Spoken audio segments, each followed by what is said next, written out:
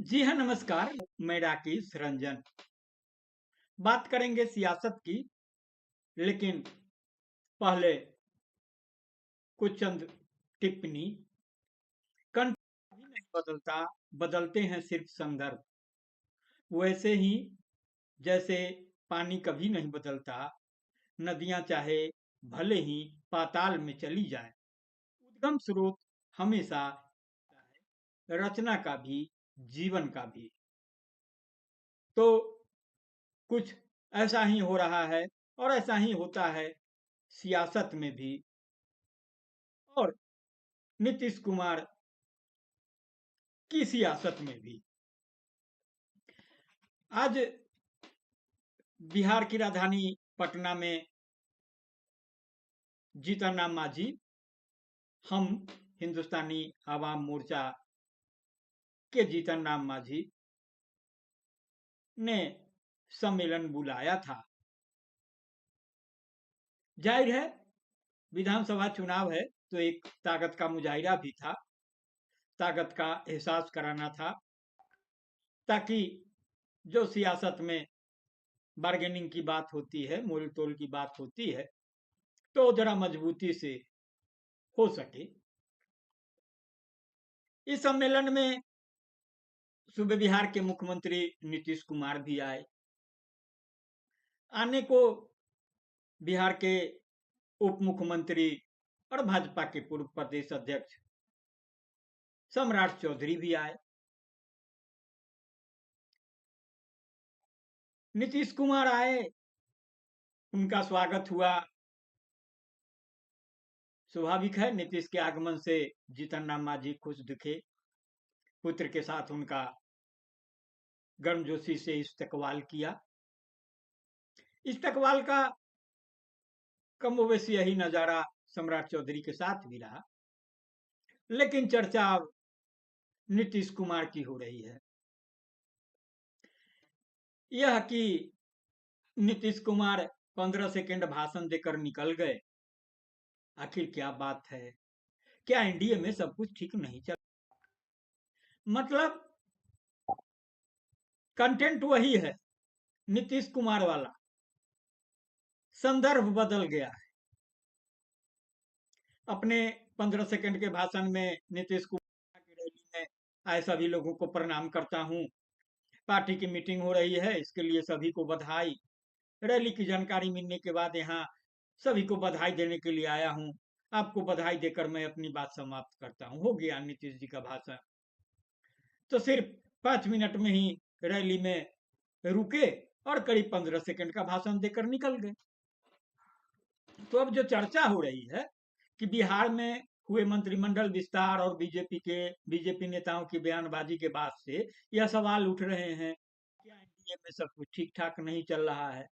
दरअसल जब नीतीश कुमार ने कैबिनेट विस्तार के बाद गुरुवार को विभागों का बंटवारा किया, तो जीतन राम मांझी के मंत्री बेटे संतोष सुमन से 2 विभाग वापस, इन्हें दूसरे मंत्रियों को दे दिया गया। और फिर उनका दलित समागम में पहुंचकर वहां से चले जाना भी सवाल खड़े कर रहा है। तो अब देखिए और विश्लेषण करिए, मीडिया के विश्लेषण से अलग, कि जो बातें कही जा रही है कि भाजपा ने नीतीश को झुका दिया, नीतीश ने भाजपा के समक्ष सरेंडर कर दिया। मीडिया में भी नैरेटिव गढ़े जा रहे हैं और विपक्ष की ओर से भी बातें हो रही है। लेकिन क्या सचमुच नीतीश ने सरेंडर कर दिया? नीतीश को भाजपा ने झुका दिया? सबसे बड़ा सवाल है कि क्या ऐसा तो नहीं कि भाजपा भले जीतने का गुमान पाल रही हो, लेकिन वह गुगली में फंस गई, वो नीतीश कुमार की गुगली में। बिहार में विधानसभा चुनाव के कुछ महीने पहले कैबिनेट का विस्तार हुआ है और उस विस्तार में सिर्फ भाजपा के ही मंत्रियों की एंट्री हुई। तो इस रूप में प्रचारित किया जा रहा है कि अब जदयू की तुलना में भाजपा के मंत्रियों की संख्या पहले की तुलना में अधिक है और ऐसे में वह स्वतः स्फूर्त बड़े भाई के रूप में सामने आ गई है। अगर पूर्व के उदाहरण को देखें तो शायद ही भाजपा का कोटा पूरा होता था या इस तरह से विस्तार होता था। इसके पीछे वजह ये बताई जा रही थी कि कोटा पूरा करने पर जिन्हें अवसर नहीं मिलेगा वे विद्रोह कर देंगे, इसलिए मंत्रियों के अलावा बोर्ड निगम की कुर्सी को भी पेंडिंग रखा जाता था। वैसे बोर्ड निगम का मामला अभी भी पेंडिंग है, मगर मंत्री की कुर्सी भर दी गई, वह भी आनंद फानंद में। कल ही विभाग भी बांट दिए गए, आज विधानमंडल का सत्र शुरू हो गया। तो जब विस्तार हुआ तो इसमें किसी का पर काटा गया, तो किसी को तेज उड़ने वाले पंख लगा दिए, लगाए बेशक भाजपा की नहीं। जाहिर है इसे लेकर कुछ तो तैयारी बदलने वाली चल रही होगी। यही बात मंत्री नहीं बनने वालों के साथ जुड़ी हो सकती है। जीतन राम मांझी जो दिन रात भाजपा के गुणगान कर रहे थे, उनके बेटे के विभाग में भी कमी कर दी गई, जैसा कि मैंने शुरुआत में बताया। उधर उप मुख्यमंत्री भाजपा के विजय कुमार सिन्हा भी मायूस चल रहे हैं। जातीय वोट बैंक साधने के भाजपा ने पिछड़ों से अधिक दरिया दिली सवर्ण पर दिखाई और दलित की ओर देखा तक नहीं। मुस्लिम की तरह यादवों की भी अनदेखी कर दी। अब जाहिर है कि खामोश नीतीश भाजपा की अहंकार रूपी उत्साह पर मुस्कुरा रहे होंगे। आज जैसा कि दिखा भी, बातें मीडिया में खूब चल रही है, प्रशांत को केंद्र में रख करके बातें हो रही है। नीतीश कुमार जब विधानसभा पहुंचे तो सामान्य तरीके से जो उनका हाव भाव होता है, जीतन राम मांझी की रैली में वहां भी सामान्य तौर पर वही होता है। आजकल तो कहीं पहले जाना फिर जल्द निकल जाना, ये उनका होता रहा है।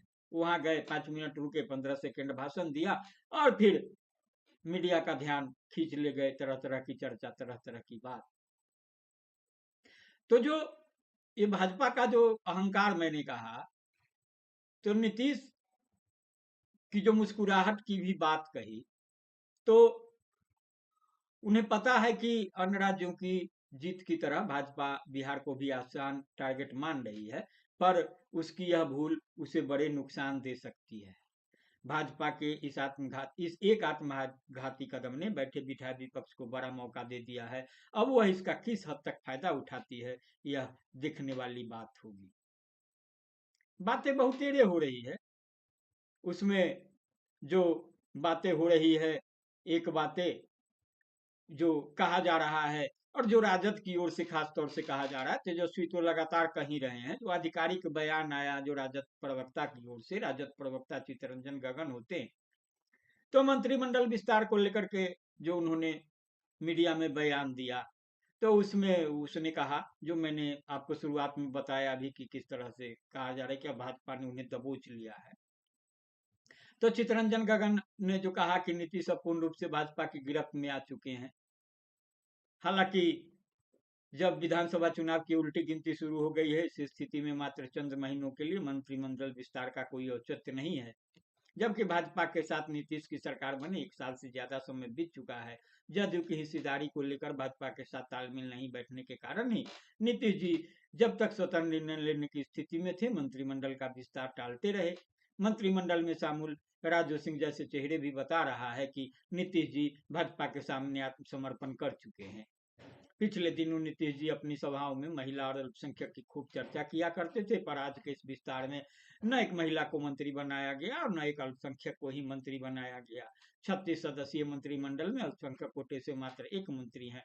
इसी प्रकार जदयू के आधार वोट में सेंधमारी करने के लिए नीतीश कुमार के 100 जातियों को भी भाजपा ने पहली बार इस विस्तार में जगह दे दिया। पूर्व के वीडियो में भी मैंने, चूंकि ये जो आंकड़ा जो बता रहे हैं, जो उदाहरण दे रहे हैं राजद की ओर से चित्तरंजन गगन जी, तो इसका चर्चा है, लेकिन चूंकि मैं उनके ओर से आधिकारिक बातें कर रहा हूँ, तो राजद प्रवक्ता ने कहा कि इस विस्तार का उद्देश्य बिहार का विकास नहीं बल्कि बिहार विधानसभा का चुनाव है।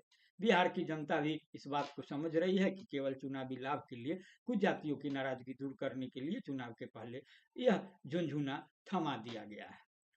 अब चित्तरंजन गगन जी को कौन बताए कि भाई सियासत है, सियासी पार्टियां हैं, तो जो कुछ सियासत के लिए करेगी, सियासत की रोटी सेकने के लिए करेगी, अपनी सेहत सुधारने के लिए करेगी। और चुनाव है तो जाहिर है मौका है, खास मौका है।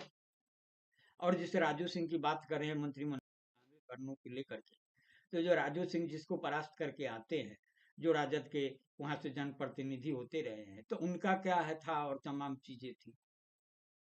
तो जो अपने अपने अपराध, अपने अपने भ्रष्टाचार, अपने अपने परिवारवाद की बात होती है और अपने तरीके से मूल्यांकन की। तो नीतीश कुमार के लिए असहज करने वाली कोई बात नहीं है। जहां तक निशांत की टिप्पणी की बात देखेंगे तो मुख्यमंत्री नीतीश कुमार के बेटे निशांत भले अभी राजनीति में कदम नहीं रखा है, पर पिछले कुछ दिनों से भी जिस तरह की गहराई वाली राजनीतिक टिप्पणी कर रहे हैं, उससे यह बात तो साफ लगती है कि राजनीति में उनके कदम रखने की अब बस औपचारिकता ही बाकी है। आपने भी देखा होगा कि आज मीडिया पर विभिन्न चैनलों में इस तरीके से बातें चल ही भी रही है। इस कड़ी में यह चर्चा भी है कि निशांत जदयू से ही राजनीतिक पारी की शुरुआत कर अपने पिता की सियासत विरासत को संभालने की कवायद कर सकते हैं। संभव यह भी है कि उन्हें विधानसभा चुनाव भी लड़ाया जाएगा। मैंने भी कई चर्चा में कहा है कि हरनौत सीट से लड़ेंगे, वो परंपरागत सीट रही है नीतीश कुमार की। तो इससे अलग जो एक अहम बात है उसको लेकर सियासत गर्म है, वही यह कि निशांत ने आखिर ऐसा क्यों कहा कि एनडीए को उनके पिता नीतीश कुमार को चुनाव में सीएम फेस घोषित करने की आधिकारिक घोषणा करनी चाहिए, वह घोषणा चुनाव पूर्ण करनी चाहिए। तो सियासी जानकारों का मानना है कि निशांत ने जो कुछ कहा वह सामान्य बात नहीं हो सकती है, क्योंकि इस मामले में जदयू के किसी नेता ने कुछ नहीं कहा है।